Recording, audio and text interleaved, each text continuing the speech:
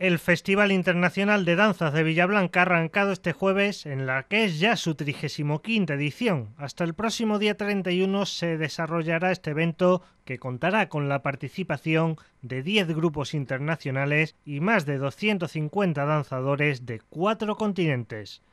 En el festival participarán grupos de España, Perú, Ecuador, Portugal, Indonesia, Sudáfrica o Polonia, entre otros países, y los días grandes del evento serán el 28 y el 29. Además, el festival contará con extensiones en otros municipios de la provincia, como Villanueva de los Castillejos, Almonaster la Real o Palos de la Frontera, y además se adentrará en Portugal e incluso asistirá al Centro Penitenciario de Huelva. El festival nació en el año 1975 de la mano de Félix Belzunce, que falleció hace unos meses, por lo que este sábado la organización le rendirá un homenaje.